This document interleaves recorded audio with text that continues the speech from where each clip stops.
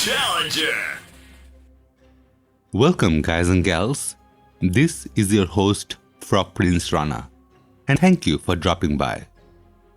Today's explanation video is a little different.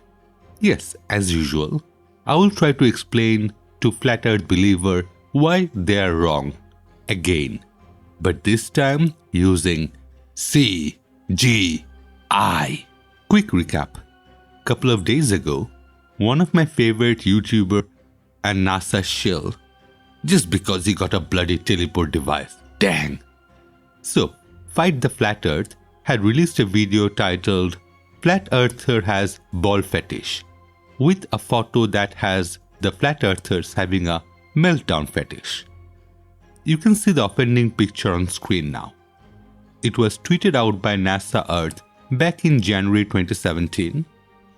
This is one of the first images taken from GOS 16 satellite. So apparently this photo has some huge problems that us Globers can't see.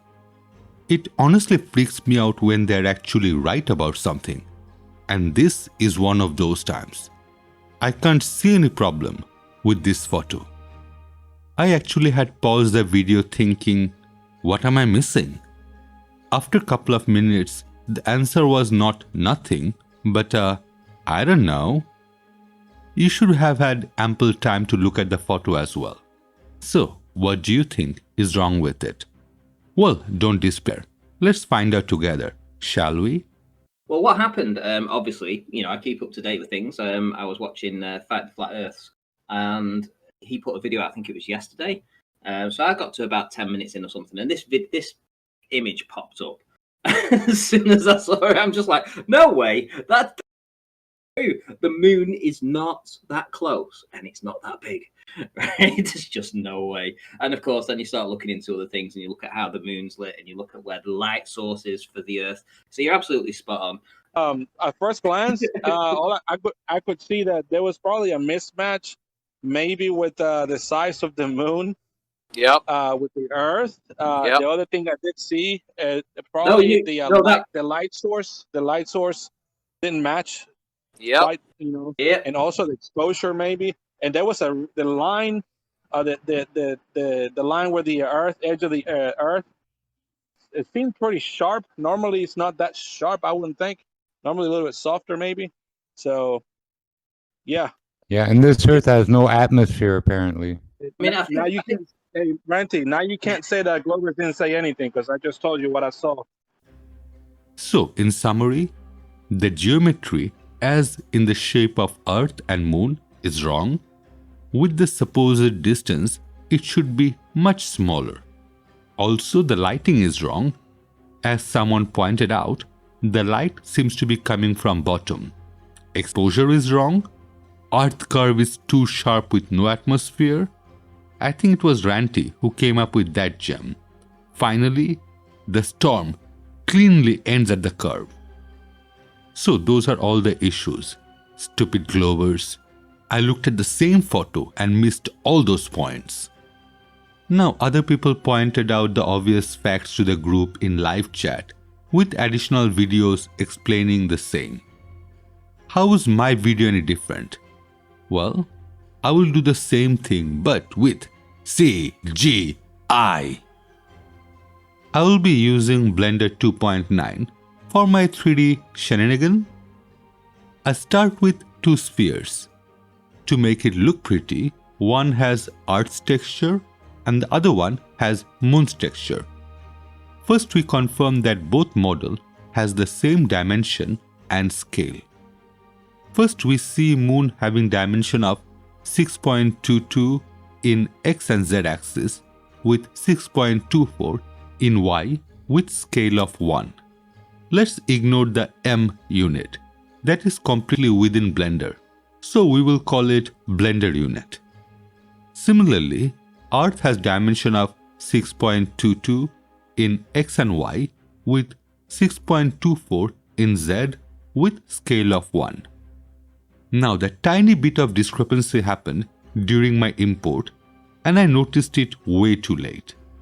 In reality, that is around 0.3%, so it doesn't really mean much. Earth's diameter is 12,742 km at the equator, so that equals to 6.22 blender unit. Thus, we can say 1 blender unit equals to 2048.553 km.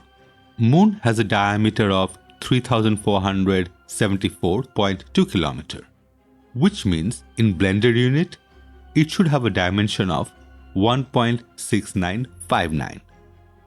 Now we have Earth and Moon at the correct ratio. The distance between Earth and Moon is 384,400 km or 187.6446 blender unit. Now in blender world, Earth's center is at 0, 0, 0, and so far Moon was at 0, 10, 0, meaning in y-axis it was 10 units away. So I just changed the y location to that, and voila, we have Earth and Moon with correct shape and distance. Next is a camera. First, to ensure it is set to perspective and the clip end is set to more than 187 blender unit. This basically sets how far the camera can see and used for optimization. As the GEOS-16 satellite has an orbit height of 35,786 km or 17.4689 blender unit. Bear in mind that orbit height is measured from center.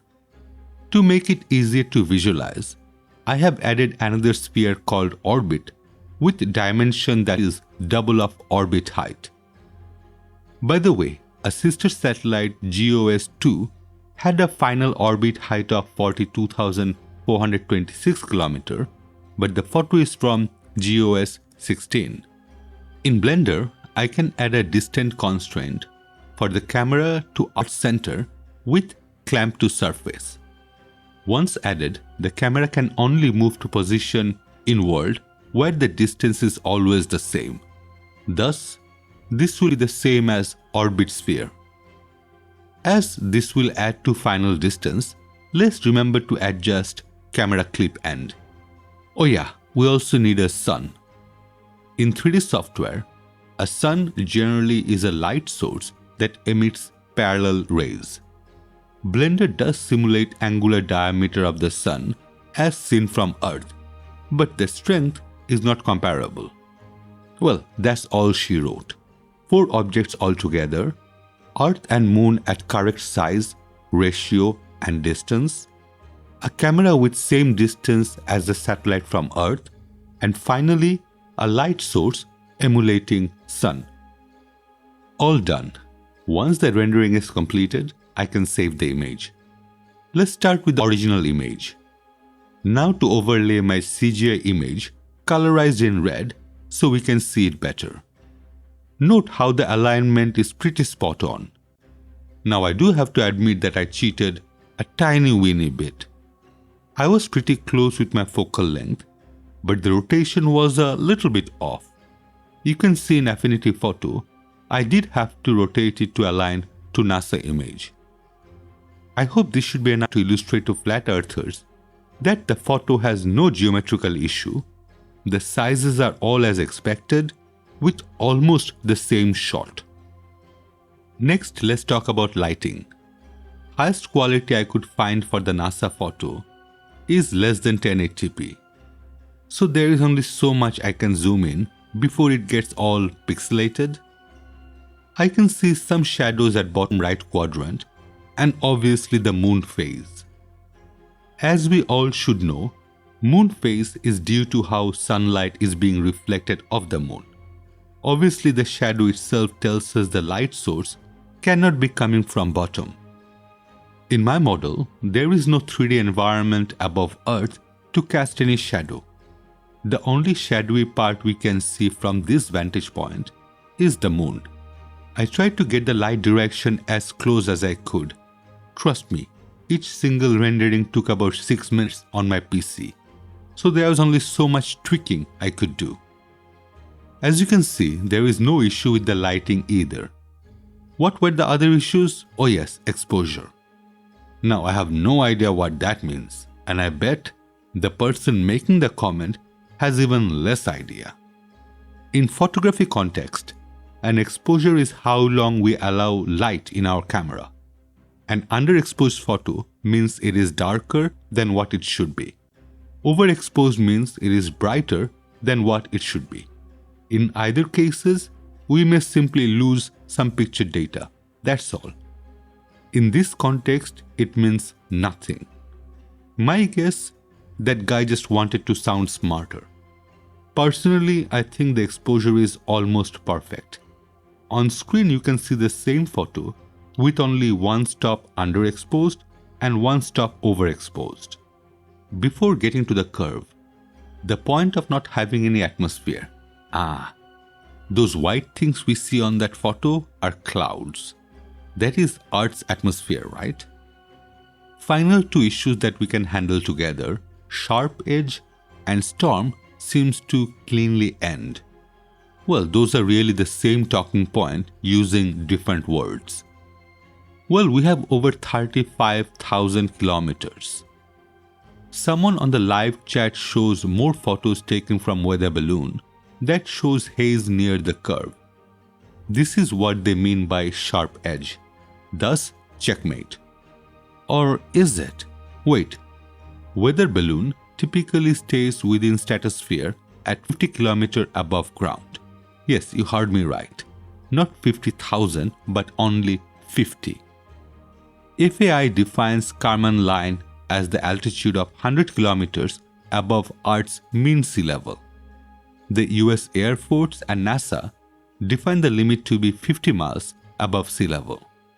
This line is where we define Earth's atmosphere ends and outer space begins. Do we see the apple versus orange comparison here?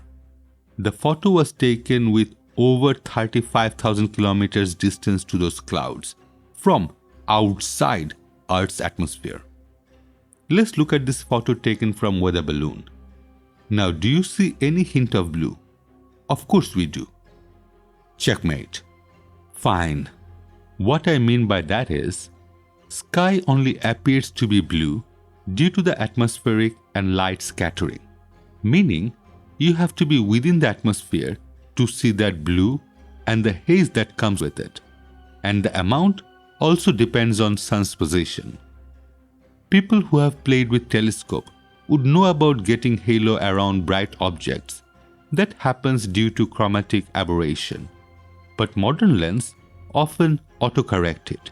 There are also filters that one can use.